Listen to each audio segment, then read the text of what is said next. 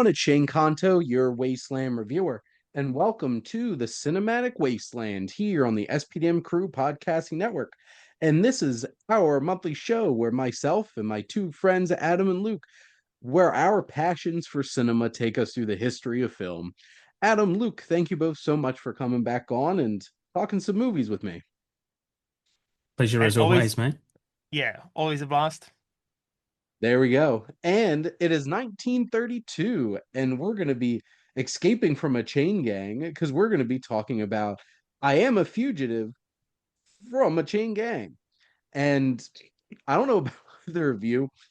I kept struggling with all the words in this title. I'm like, is it I'm Yeah, a fugitive of a chain gang? Am I a fugitive from a chain gang? I had this word teenage stuck in my head, so I was like, I'm a teenage fugitive or a fugitive from a teenage chain. I I'm don't know like, why I was Paul sitting there Mooney watching. I'm looks like, a little old to be a teenager. what's wrong with me? I don't know why I was thinking that. It was weird. It's like just slightly too old to be playing a teenager. It's like the late 90s again. Yep. Or Grease. Yeah, I was just watching that and Beverly Stockard Hills 90210. totally is a senior in high school. For hmm sure. But no, this is not a teenager on a chain gang, but it is a dude on a chain gang who escapes a chain gang and goes on a whole entire adventure. But before we get to talking about our film for 1932, we do have some film history because I messed up and read the box office numbers from the wrong year last time. We're skipping box office numbers for 1932 because we did those last time. And because the Oscars finally woke the hell up and decided to stop doing a academic calendar year approach to movie calendars and started doing an actual calendar year. We won't be doing the Oscars for this episode, but next episode, the Oscars cover a year and a half worth of movies. So we'll be back to that. But we do still have the Cinematic Wasteland Award for Best Picture. And this one is, we don't have one. We each have our own. So you'll find that Three-way out. tie. Yay, Yay. three-way tie. You'll find that out in a little bit. But let's get to some history. So we got Disney short talking film Flowers and Trees was the first in the Silly Symphony series. It premiered on July of 1932 at Grauman's Chinese Theater in Hollywood. It was the first animation short to use three strip or three color Technicolor, as was Disney's Three Little Pigs, the first globally successful story. It was also the first cartoon to win first Academy Award for Best Short Subject Cartoon Animation. Hmm. Mm. Disney yet So, again, trailing, yes, blazing trails, and then and now they are not. Disney hoarding Oscars since 1932 for Yep. animation. Because between Disney Animation and Pixar, they have quite the large proportion of those Best Feature Hmm. Animated Film Oscars, but not so much recently. They haven't been No, doing the hottest with it's that. been good. But shaking things up. But apparently, Walt Disney has been nominated for an insane amount of Oscars for all these animated shorts. So I'm sure we'll be talking about them as we go along through the next 2 decades, it looks like. Now, the animated Disney character of Goofy, first known as Dippy Dog, was first introduced in Mickey Mouse cartoon Mickey's Review.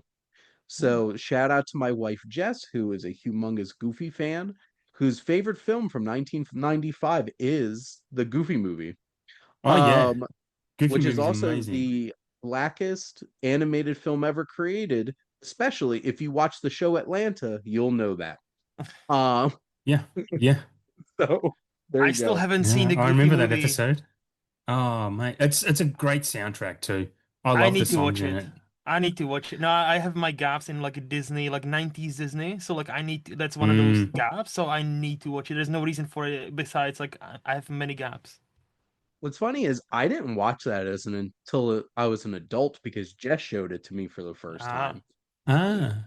She grew up on that, loving Goofy so much, and like she Mm. loves Goofy everything. And Mm. I don't know, I just that wasn't Ex- part of the rotation. Explains why And she loves you.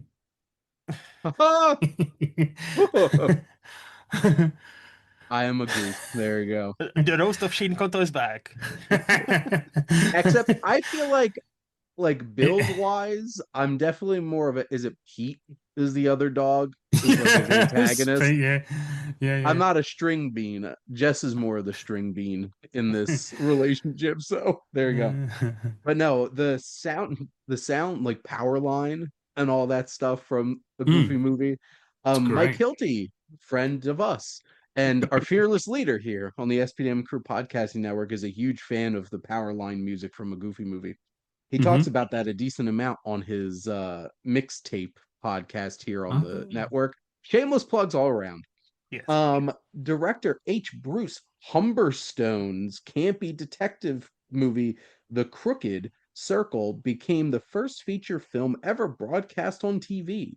A year after its theatrical release on March 10th, 1933, although there were only about a half dozen televisions in the Los Angeles area, experimental LA station W6XAO TV beamed it out from the corner of 7th and Bixel Streets in downtown while the film was still playing in local theater. mm, That's funny Okay. because mm. looks like Universal was still doing that up until very recently, putting things in theaters and casting them directly to streaming at the same time. I can't believe they still Yeah, did that with it's the Five interesting. Nights at Freddy's movie Oh that came yeah. out. Oh, That still I came didn't out know that. on Peacock the same day. I'm like, did you forget that that was supposed to stay in COVID land? Yep. Um, It's a future. That's a future of it. I think it's going to be day and date release everywhere. It's. I'm not going to be surprised if you'd be able to be VOD, cinema, and then streaming all on the same day. It's the way it's going to go. Unless you're somebody like Christopher Nolan, who's like, no, we'll have an exclusive, There'll like be, guaranteed, like yeah, cinema there'll be some big first. boys. Yeah, Yes, yes. there'll be some big boys that demand that, and good for Yes. them. superhero flicks will still wind up in the Yeah, theater first because 100%. they're Mm. big blockbustery type things. But I don't know about you guys, but I certainly spent quite a bit of 1999 during COVID for those Mm. like opening weekend VOD releases. And now when I see something for Ah, 1999 on VOD, I'm disgusted and I'm like, I'll never spend that. I'm like, times have uh, changed. Yep. yeah. I'm Yep. like, because there was one film that came out that released quote unquote in theaters. Those listening, I am doing air quotes very aggressively. Released in theaters on a Friday, came out on VOD on a Tuesday. I'm like, oh, I want to check this out, and it's like 14.99. I'm like, Mm. I don't want to check it out that bad yet. So And there you also, go. there's no reason for like the Disney flicks, like Marvel and stuff, because it's gonna be on Disney Plus within like 4 to 5 Yes. days. So like many, Yeah. and I know many people who are like, yeah, I'm not gonna see the latest Marvel movie. I know I have Disney Plus at home. I'll just wait a month and a half, and then I'll watch it I'm at gonna, home. I'm It's gonna not wait month and a 45 half days to anymore. watch Doomsday. Mm. Are It's a you getting couple months. 45 days? We're getting like it No, took it's about 4 months, three, four it's months. like, Like yeah, it's here in about UK, 3.5 months for The I think, Thunderbolts, Thunderbolts came Elio. out in theaters in May and came out yes. at the end of August. Yeah. So I guess they increased it a bit, like Mm, doubled it, I guess. Hmm. But yeah, I remember Elio's Still, it used is to be like same. 45 days. well, yeah, during COVID Mm. and Hmm. all those hellscape of times. Hmm. There you go. They're We always have, playing with with the model of how they release, always. and it's Hmm. crap 90% of the time. So there you go. Yeah. Um, Howard Hawks' gangster film Scarface used an X motif throughout. The film was specifically targeted by the Mm. production code for its violence, sexual innuendo, and for its ending that was re-edited to demonstrate that good ultimately triumphed over evil. The film was also forced to be renamed Scarface: The Shame of the Nation. Mm. Wow. The shame of the Wow. nation. It has got a Which disclaimer in front of it too. Yeah, it's really interesting read. two things. Ah. One, Mm. great movie. I'll Hmm. be talking about it shortly. Two, an X motif is very interesting because can either of you name a The Scorsese film that Departed. yeah. It's like Scorsese loves movies. Yeah, I know, yeah. right? Who would have thought? What? Hmm. I actually am You reading get a a book rat. by There's a rat in my crew. And all of you listening missed out on that. I'm sorry. Hmm. But Adam and Luke got to enjoy my rat face. Um, I'm actually As we do reading a every book. month. There we go. The roast Wow. continues. I was gonna say. Adam, you have to choose. Am I a Mate, dog? if I Am I a roast you, it means rat? I love you. On it, if I roast you, I love you. That's how Australians work. We need to we need to clarify something. I'm much more bear coded than I am a dog or a rat. So just so that we're clear. But it's Beer coded. That's a great term. um in terms of I was reading in the middle of reading a book by Tarantino about Ah, cinema, and each chapter is like a mm, new film that he's talking about, and there's a whole chapter mm, on Taxi Driver, and realizing how much mm. Taxi Driver is actually like a modern day remake of The Searchers is very interesting. Oh, Um, I'll have to read which that chapter. Scorsese loves. The Searchers, it's one of his top Yeah. films. Oh, But yeah. I Him and think Spielberg. if you're cinephile, you'll enjoy the book. But Tarantino could be Mm. insufferable, honestly. I'm kind of Oh, just like, yeah. He's right. and Yeah. he has some ridiculous hot takes, and I'm just like, dude, you're crazy. He does. But anyway, Oh, yeah. that's why He film does, is but yeah. subjective. Yeah. Yes. Now, Paramount Pictures, which may or may not be buying Warner Brothers or Netflix, buying Warner Brothers, interesting history right now. Paramount Pictures, founded in What the hell? 1912, became the began to curtail activities in the East Coast studios in Astoria in Long Island, New York, and moved to Hollywood.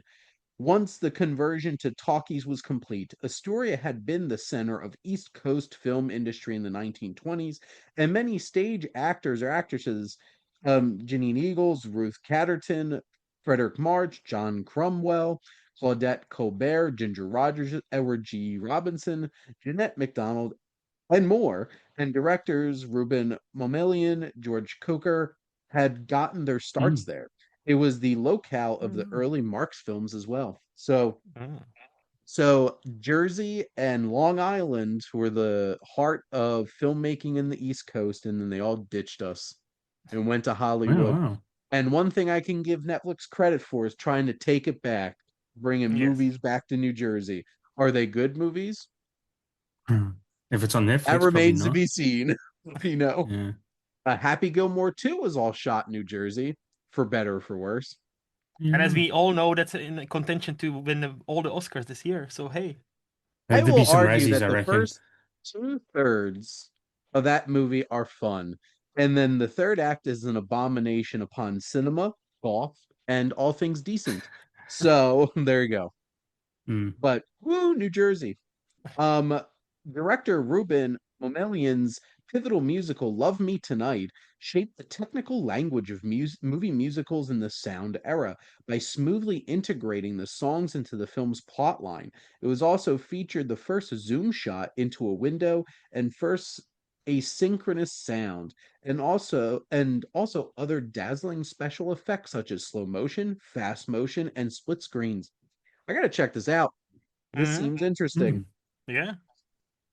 I'm like, musicals back when it was just here's a the whole entire movie is just a stage performance of musical numbers that has no plot or anything.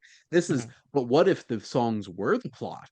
And it's just like, Ooh, oh, we Mm. have interesting. musicals now. Tell me more. Interesting. Tell me more. Would you put up a fight? Director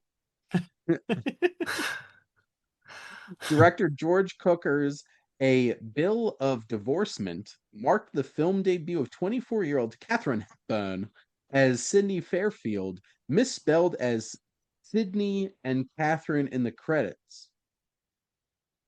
Hmm? Hmm. Oh, they misspelled both Sydney and Catherine in the credits. Oh. Because Catherine Hepburn is Katharine, but in the Mm-hmm. credits it was Of Katherine. course. And Yeah. Sydney Fairfield, the character has a Y for the I in Sydney. Mm, You had one job, yes. credits. You had one job, spelling. You Mm, Yeah. failed. That's You're why we far can't rude. have nice things. So, the film career of 4-year-old child star Shirley Temple, born in 1928. Yes, we can do math.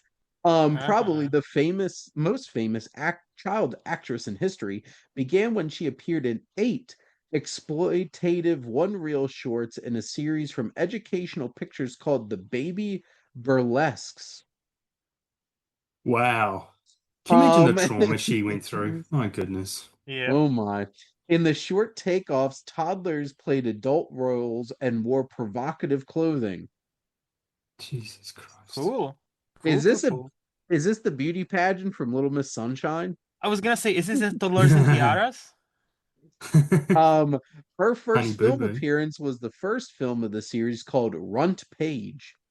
Her feature film debut was The Red-Haired Alibi.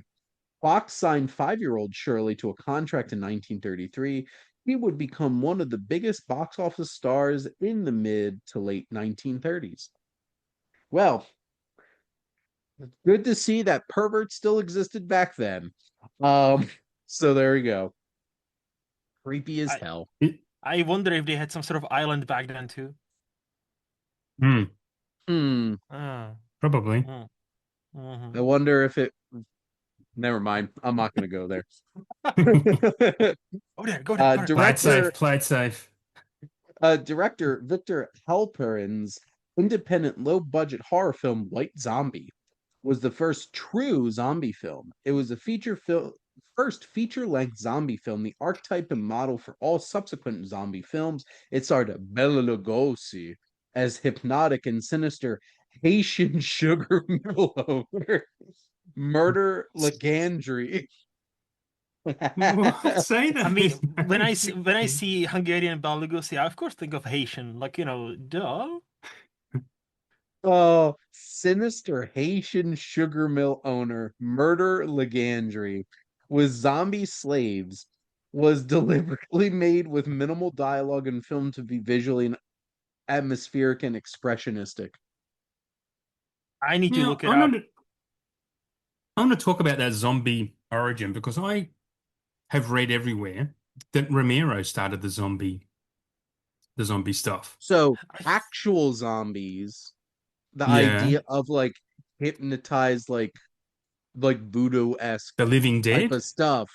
mhm. So like not the living dead, but like zombies were not living dead corpses reanimated originally. They were like some kind of like curse hypnosis kind of Right. thing. So they're Yeah. still living And people just under the so charms I of am something. sure White Zombie handled all of the Haitian religious elements with complete respect and all ways of decency in this film. Not. Kalima. Well And this that's movie can be streamed on Plex or Prime Video. By the way, White Zombie for all who are very keen on watching this. 69 minutes.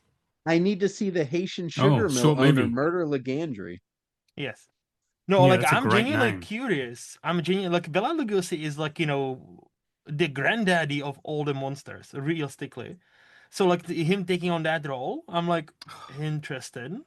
Yep. Okay, Beautiful. I okay. could watch I'm this wondering tonight. if he has blackface. I hope not, but He's it's playing a Hollywood Haitian in though. 1932. You He's know, a unless he's a sugar mill owner in Haiti, but they said Haitian. So we're gonna Yeah. find out. We'll do our research. yes. Um, Todd Browning directed The Unusual Gothic Freaks with real life sideshow freaks, one of his best works. It told how a group of freaks took. See, you don't need to. I get it. The movie's called Freaks, but you don't have to continue to Freaks, use freaks, that. freaks, freaks, freaks, freaks. Yes. I'm disappointed in this website where I get this film history. A group of freaks took revenge on a beautiful gold digging trapeze artist and turned her into a monstrous half human, half bird. This cult film redefined the concepts of beauty, love, and abnormality, but was so disturbingly ahead of its time that audiences stayed away in huge numbers and even banned for 30 years in England. Really? Wow. Wow. How was it So, called again? freaks, I've watched Oh, this. It's a I Criterion really movie. like this. It is. Um, and I learned that a famous thing came from this movie. One of us, oh, weeble wobble, weeble oh, waddle. is that from One of that? us is from Freaks. Ah. Damn, it's rated Okay. 7.8 on IMDb. Yeah. Yeah, It's Hmm. a it's very really good, unnerving, creepy movie. And And mm. another and one, only 64 minutes. yeah, and this one actually treats its characters with respect and humility. Um, Okay, I the need to watch it. the people with a variety of disabilities and variety of deformities. I'm not trying to be more respectful than this summation here. Yeah. Um, they actually are treated like human beings, and they have reasons why, like, they want to do the stuff that they do. It's not just like, oh, they're evil. It's just like these extremely ableist pieces of shit try to steal their money. So Mm. screw them. So next up, we have legendary French director Jean Renoir, directed Bordeaux Saved from Drowning. I am not going to read the French title. A critique of French bourgeois in a tale of an urban bum played by Michel Simon, who was rescued by a bourgeois book-selling gentleman and brought to his apartment. The story served as the basis for Paul Mazurksi's Down and Out in Beverly Hills from 1986 with Nick Nolte in it. I love that movie. Mm. Well, now you can watch the original French film.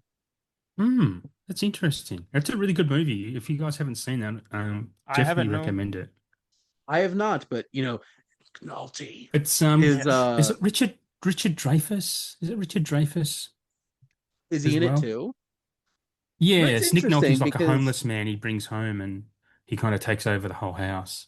I feel like they would put Richard Dreyfuss's name in there too if there Hmm. was that big of a name, but I didn't write this, as you could tell from how I responded to the past two I'm looking it some up. Asians here. So next up, we have MGM's classic Best Picture winning film masterpiece, Grand Hotel, was the first all star epic featuring many high Hmm. profile stars of the early 1930s, including John Barrymore, Wallace Beery, Joan Crawford, and Greta Garbo, etc.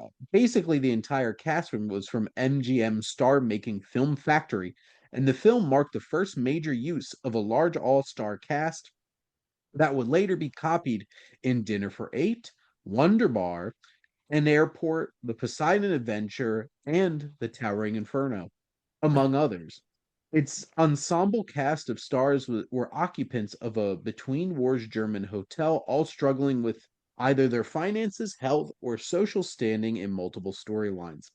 I liked it. I enjoyed Grand Hotel. I don't know if I'd go as far as saying like this should have been the best picture of the Hmm. year, but like it's a good movie. It has a great cast. It has fun shenanigans. Sadly, haven't seen that. Hmm.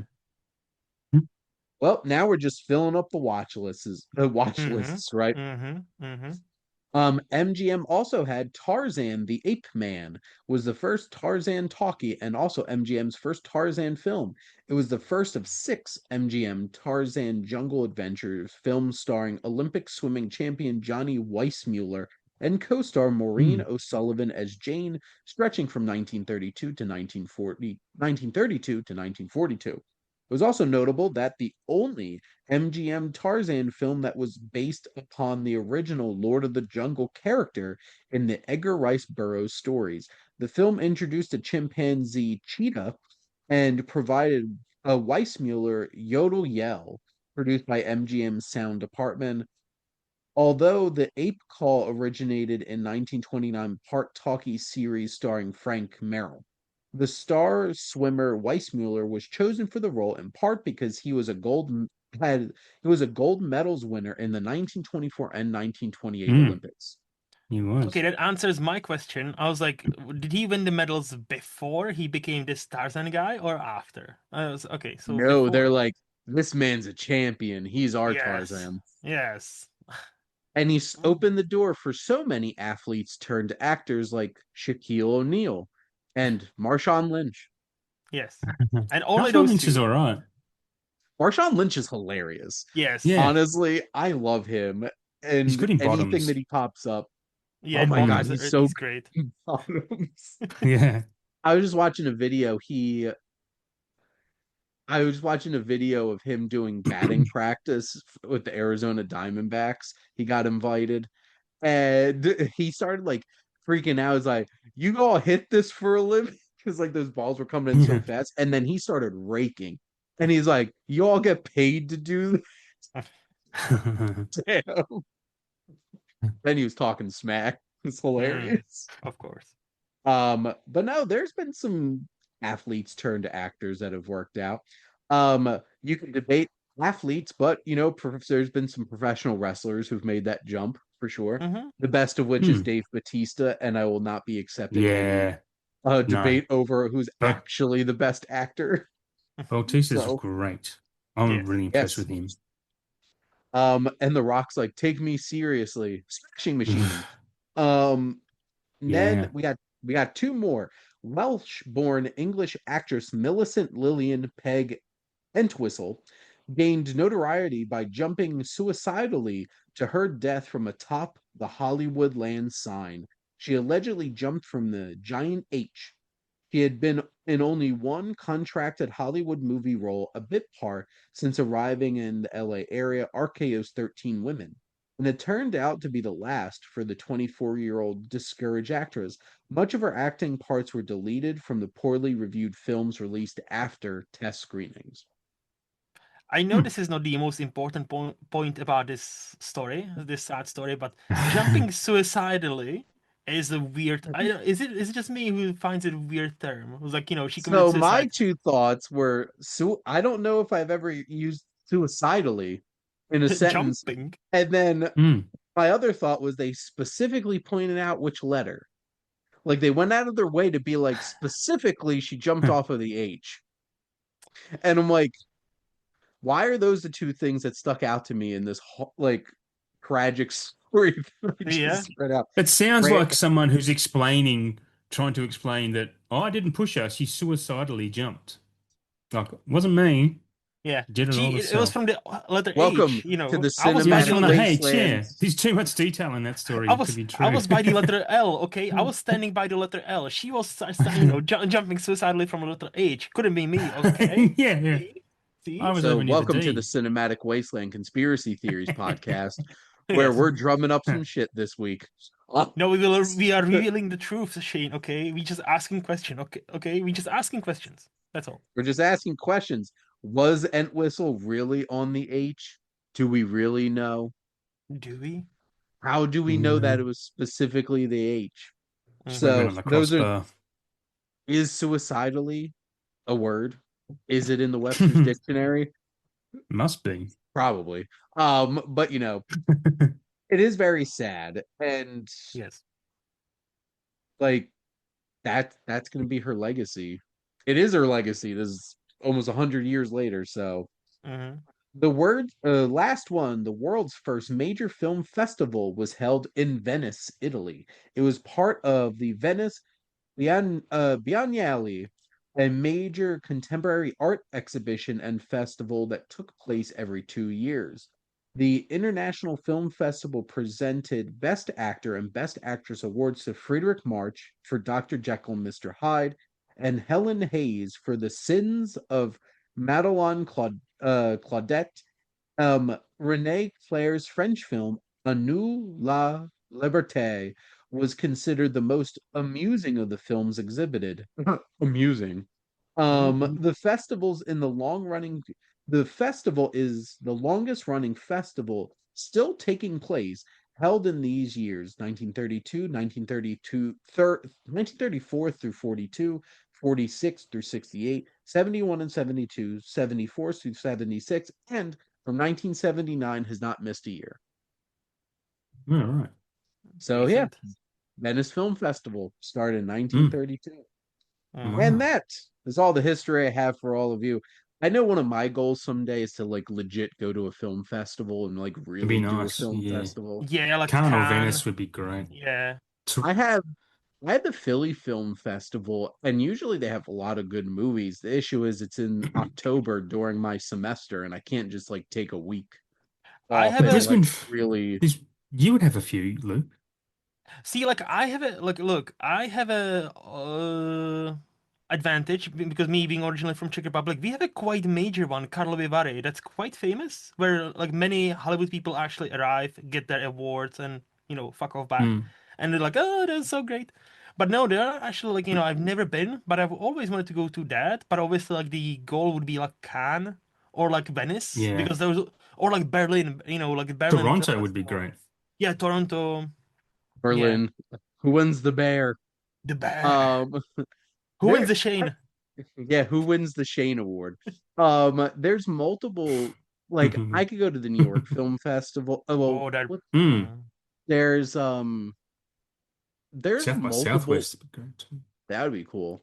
I would love to go to Sundance Oh some yes, of years, course. Mm. but Especially the now after Robert, we yeah, lost legend. Robert Redford, rest in peace.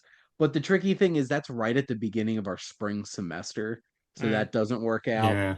I don't have a job that like that I have very specific times that are like no-goes, and Yeah. almost Mm. all of them, like all these film festivals are during semesters. And I'm like, would it kill any Yeah. of you to have one like the dead of summer?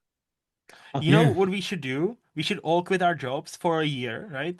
And like, and then it would be like a podcast about like, going from major festival to major festival and making like, what we saw. That'd be so fucking That'd cool. be sick. That'd be Yes. sick. Yeah. Yes. Yeah. Except I hate travel. I hate to travel, but I have to I get hate over it. I'd get traveling used to too, it. but I'll do it for the Yeah. movies and for Yeah. you too. We Do have it the for So, me. the got the Brisbane International Festival starting, I think, next month. I normally runs in October up And that's here, also but quite it's famous, Brisbane. Yeah, I've heard of that. is Yeah. it? It's only Yeah. half like it's half an hour, 40 minutes away from me, and I don't go. I I never would go. I would like You to do should. Toronto. Mm, Toronto's usually a pretty big one too. Yeah. yeah. That's not like the farthest away for Mm-hmm. me. Mm-hmm. It's like probably like a couple hour flight. But Mm. that's our film history for 1932. Nothing made any money, so we're not going to do box office. Just kidding. Famously. Famously. We will come back to the Academy Awards next episode and our Cinematic Wasteland Award for Best Picture. We have a three-way tie because none of us Mm. agreed on this. But Adam, what is your top film for 1932? I have watched this movie twice in the last few months. The Old Dark House, the James Whale classic, which I had never heard of until it got a 4K release, and I'm so Nice. glad I got it because it's such a just a vibe of a film. It's awesome. Another one I need to put on my watch list. You'll It get it is free on on the Tubi or something. It is definitely on my watch list already, my obscenely large, Mm. obnoxious watch Mm. list. Luke, what's your number one film from 1932? So I've only seen 6 movies, but yeah, this is the highest one I've rated. And yeah, I love me some Universal monster movies, so The Mummy must be that. There you go. The Mummy. Hmm. Starring Boris Karloff as the Correct. titular Mm. mummy. I am up to 11 films from 1932, and my number one is Scarface. Um, Mm. Howard Hawks is an amazing Yeah, filmmaker, and this yeah. movie is so sharp and technically, like the editing, the camera work, and everything, so good. And it's thrilling, it's violent, it's a Hmm. gangster movie. I need to Okay, watch that. so really Yeah. good one. Thing is, we do actually have a really good movie we're going to be talking about too, Hmm. because it seemed like all of us were pretty high on it for sure. Hmm. Hmm. And that is a man. I am a fugitive from a chain gang, and Teenage Shanking. this from a teenage is the is it a Sorry. Misfit. is it a teenage fugitive from a chain gang, or is it a fugitive Yes. from a teenage chain gang? Oh my, Is that'd be great. This sounds like a Weird Al. If Weird Al makes another movie, I'm a teenage fugitive from a teenage chain gang. I was So gonna make a great. joke. It sounds like a kind of movie that we played on some pervert island, like like a porn parody of a Yeah. movie that was, on Oh a very God. perverted island. oh my. This is from director Moving Mervyn right along. Leroy. Meanwhile, in our discussion about this movie, Yes. starring Paul Mooney and a World War One veteran, an aspiring engineer tries to re-enter civilian life after being Unwittingly caught up in a robbery, he suffers the intolerable conditions of a southern chain gang, struggling to clear his name and prove his worth. But that is the synopsis of the film. Let's start with you, Adam. What are your general thoughts on I Am a Fugitive from a Chain Gang? I have a lot of notes about this film, and hopefully I can get to them all during it. But yeah, overall, this is a fantastic movie. There's a lot of really great touches. One of my biggest notes was there's just so many little touches that help drive the plot and help drive the story and the arc of these of some of the characters. It introduces and exposits its world building really well. There's like one of those touches that I really like was the how they exposed or exposited the turning of time with him with Yes, his new yes. title cards, with the way he was Mm, kept getting promoted in this is after he mhm. escaped from the Yep. chain gang. I love those little things. Stuff you don't see anymore. I did pick up really early on that this is probably the most conventional film that we've seen in this show so far. Like a film that's plotted and acted and edited more like films that we see today. Um, it's it has some pretty good humor in it. It has some great tension in it. The escape itself, I thought was really great. I think his character is really great. I did get Treasure of the Sierra Madre vibes at points, which is a film I adore. It starts off full of hope. Ends up with him trying to sell his war medals before he gets unfortunately kind of trapped in that crime, like he's forced to do what he does. So I love that character aspect of him just being actually wrong place, wrong time, made the wrong decisions, traveled around the country trying to find a job during Depression era. I'm assuming this was Depression era or Yep. pre-Depression. Just Um, I think Well, pre, yeah. yeah, yeah, because World War One ended in 1918, yeah. and So it's the mid 20s when he took off. Yeah, yeah, I think. Yeah. So he come from a Like pretty 28, 29, I privileged, think. yeah. So he come from somewhere pretty privileged, but wanted to do something more meaningful. Hmm. So I've probably gone too far in my general thoughts, but this is a great, huge recommend. Huge recommend. I'll let you Hmm. guys talk for a little bit. Luke. I so pretty much copy and paste what Adam said. Like I was gonna mention the passage of time, like the little bits, like like even when he was even before he escapes, there's like like sequence how time flies, and every time they strike that, and I was like, damn, that's a cool transition, especially for the era. Just how to let viewers know, oh, another month has passed, another month has passed. No, but I also really liked it.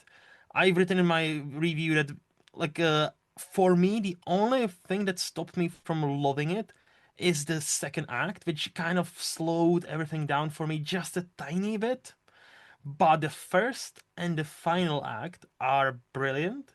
And I've also, it cannot be underestimated and understated how relevant to a degree still this movie is about prison system, about veterans, Hmm. about, Not being looked hey, after. we will, yeah, exactly. We'll celebrate you. We want you to fight our wars, but if you come back, don't you dare come back and look for meaning or look for other job. Like, no, then you can get fucked. And it's just like, oh, it's kind of weird how this is a movie from 1932, and veterans from of many wars will Mm. tell you the same thing, Yep. especially American ones. And I'm like, Yeah. damn, this is, and even on IMDb trivia, it's like one of the first like proper like social, quote unquote, social issues movies.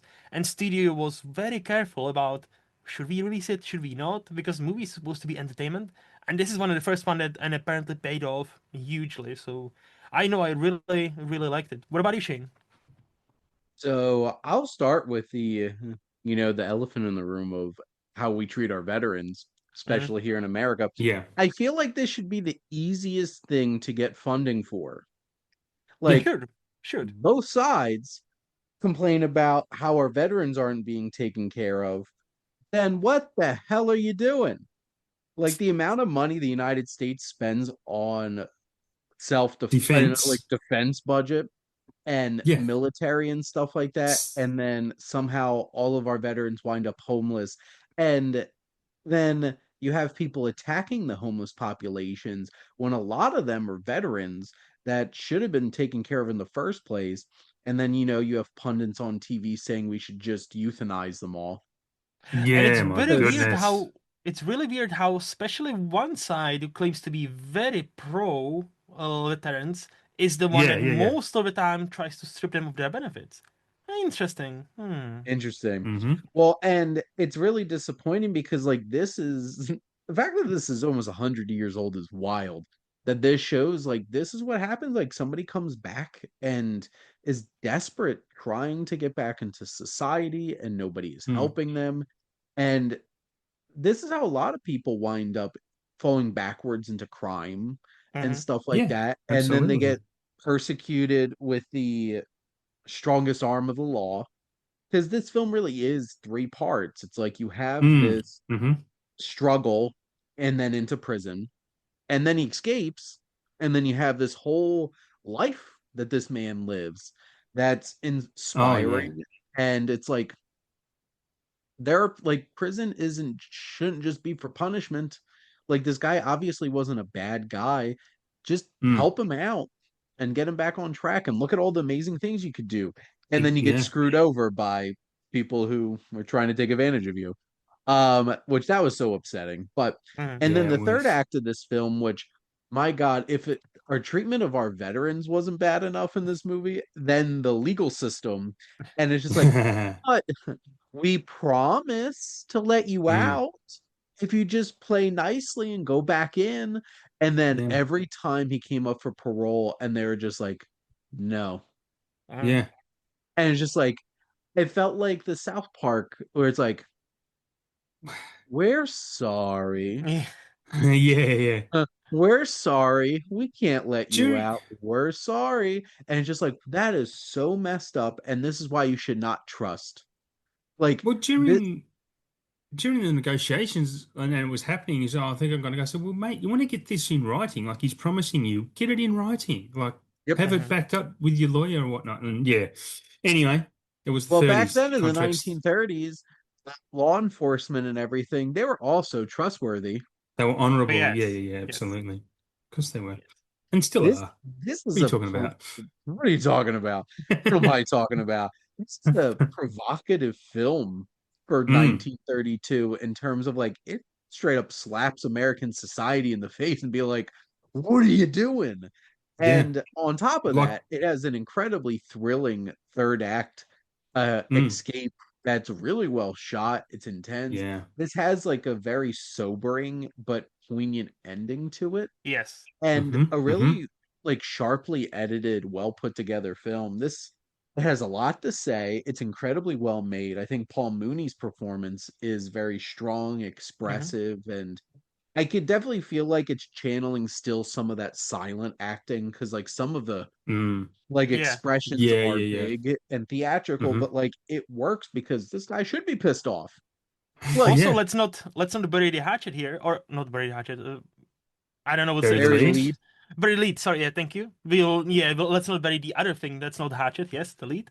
uh, this is based on an actual true story, and the Mm, guy actually mm. helped on a movie for a bit before he fled away because he was so paranoid about everything, and because of him, or largely because of him, these chain gangs in prisons were dismantled in 1937.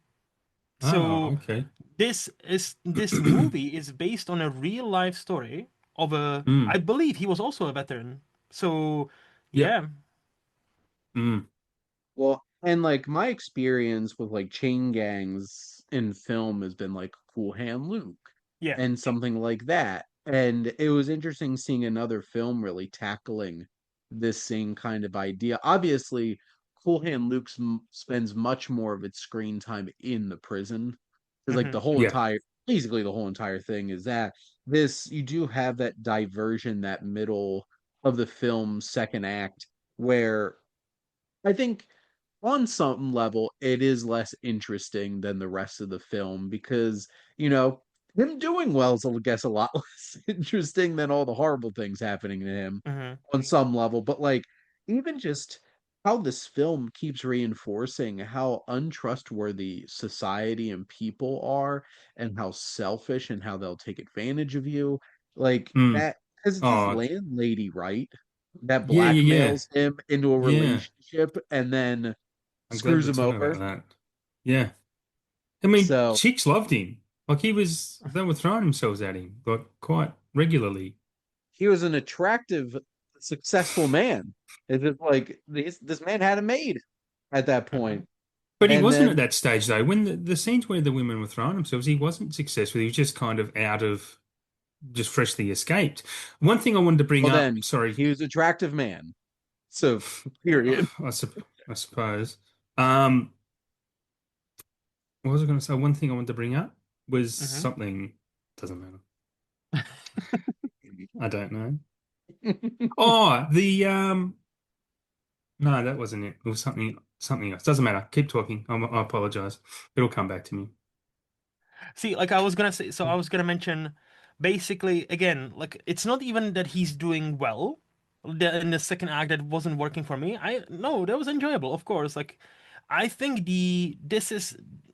it's the sign of the time, and it's just, this being one of the first prison movies, prison escape movies, and all that, Mm, where they haven't figured out like all the details about, oh yeah, there's like two female characters, but like none of them give us much, right? There's like he escapes, and a scene or two later, he purchases a suit, and I'm like, where do you get the money?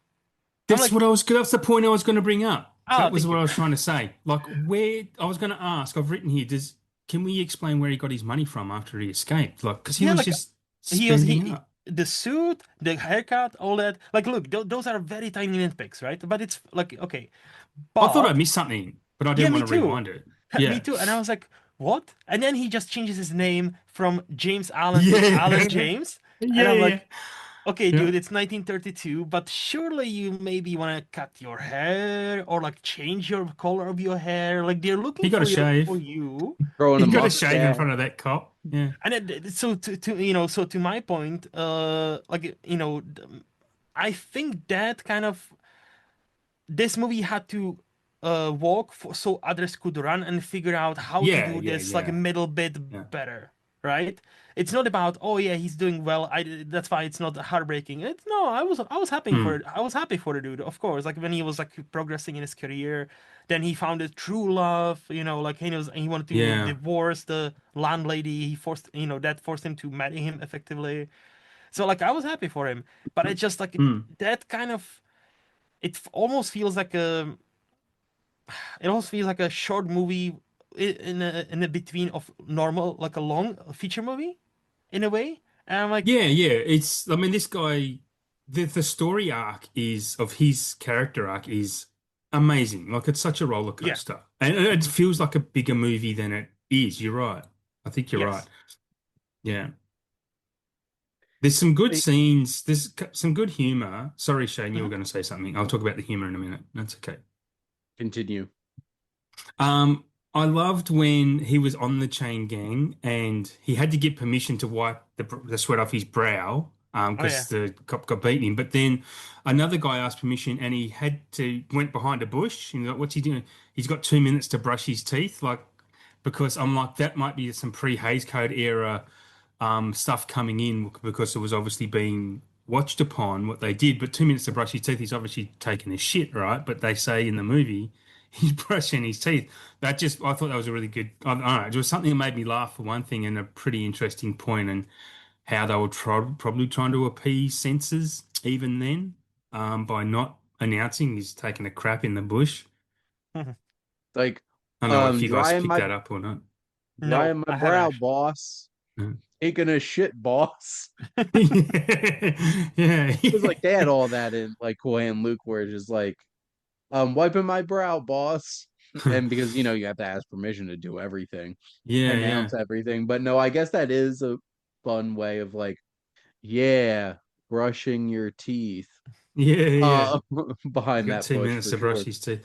I loved also when he was first escaping and he was getting on the train and the police start running and he runs onto the plane and then this random dude just pops out from underneath the train. Oh yeah. That's just, and the way he looks cracked me up. It made me laugh. I thought that was funny. I don't know if it's supposed to be funny, but it just was. It reminded me of like a cartoon type of, like one of those, even a Naked Gun type of fake out joke. It Hmm. was just, yeah, it cracked me up. Made me laugh. Well, and I don't want to purposefully just crap talk a movie, but I'm going to use a movie that I just watched 2 nights ago as a comparison Hmm. because Mm. this is from 1932. That final chase is thrilling, Mm. it's Yes. Mm. visceral, it's exciting.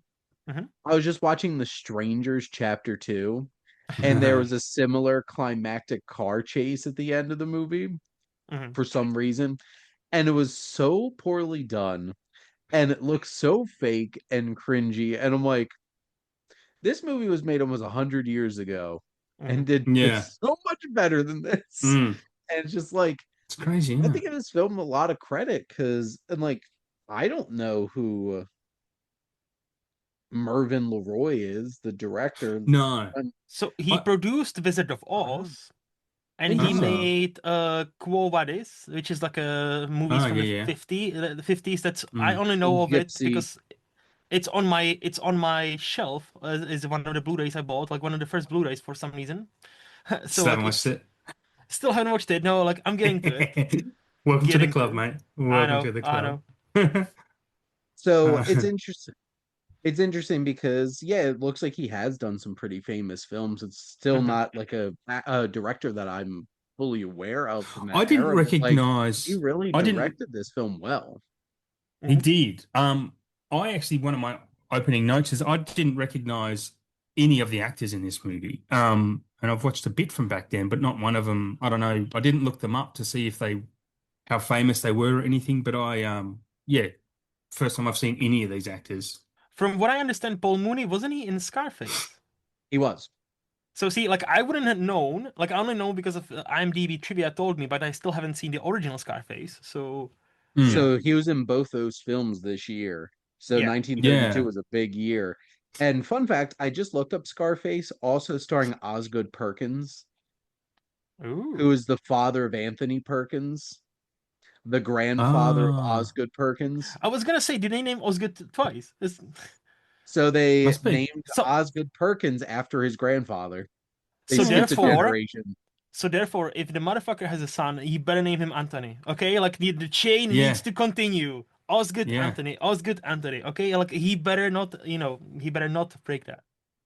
I like that though. But That's good. Paul Mooney did both of these films, and then The Life of Emile Zola, The Story of Louis Pasteur.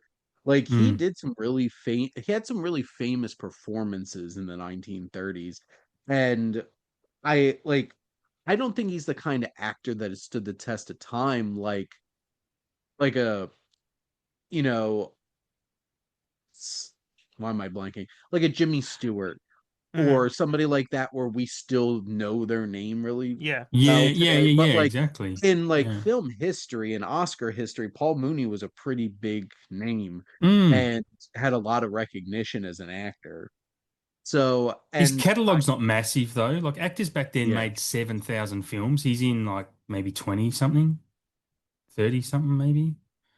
Um, he's actually, I was just yeah. reading, he's Austro-Hungarian, so he would have been good playing a Haitian too at some point. See, he missed out Maybe on he was that. in White Zombie too. He missed out on that role. He literally lost the role to lost the role Was it Bela to Lugosi? Bela Yeah, Lugosi. Bela Lugosi. Yeah. Yeah. So there you go. Imagine him But getting the casting call. Be like, oh fuck no, Lugosi man. Bella's great. Bella's great in the old Dark House that I spoke about before. He's so good in that Mm. movie. Yeah, it's I great. guess Adam, what other notes did you have that you wanted to get to? The last one was during the diner scene before the robbery where he's like, "How much for that burger? How much do I owe you?" And he's like, 15 cents, and he hands it over, and the guy who's in there goes, 15 cents. Business is pretty good. I'm like, ah, those were the days. 15 Hmm. cents for a burger, that's good money. Oh my Was it God. like get a burger, a drink, and Like fries? 15 Today's like bucks. $15, $18. Yep. Yeah. Yep. Yeah. What a What a world. what a world we live in. But he was Inflation. getting what his if initial salary on those title cards are whipping through. He was on $4 a day, and then he was up to $12 a day or 12 and like something. 14. Yeah, and then he was promoted to like Yeah, 14. And I think that yeah, would be my last point. It's like this movie shows you, and Shane, you said something like prison shouldn't be about punishing, it should be about rehabilitation, right? Correct. Well, absolutely. yes. And They it's don't not say even that a in this film. should. Yes, exactly. They don't say it, but they show it. And more to the point, it's not that it should, like, it needs to be like that. If you look at, again, take it of not just American point of view, but a worldwide point of view. If you look Mm, at countries that have prisons, people in prisons, and then when they come out of prisons, how often they would go back to their ways, you'll mm, discover the more humanly you treat the mm. prisoners, and the prisoners live in the cushier cells, the less likely they are to go back to crime.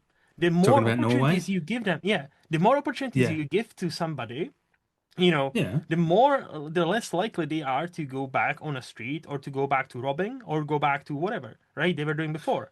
Anybody can make a mistake. It's about not punishing you for a mistake. It's about rehabilitating the person. correct.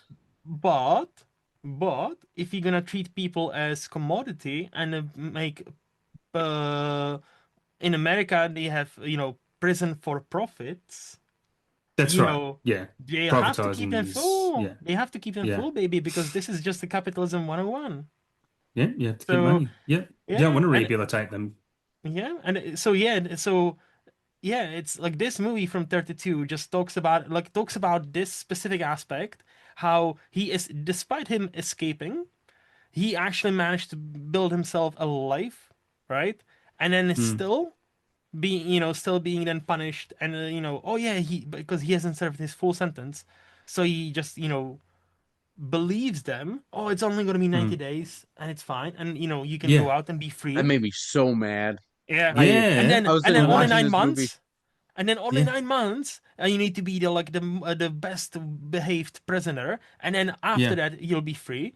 And then, like you're gonna be see the passage of time with the calendar and all that, and Mm, damn well it's not gonna mm-hmm, happen, and mm-hmm. that fucking destroys you, and it just, yeah, it It's a just, testament to the storytelling that we gave a shit yeah, so yeah, much about Yeah. him. It yeah, really is. Like this is a really well told film. There's a yes, lot of empathy there that Mm. we connect with. And He had a hard at the life. end, like his whole entire the middle act of this film shows like Mm. he did something with his life mm-hmm, He was after prison. capable.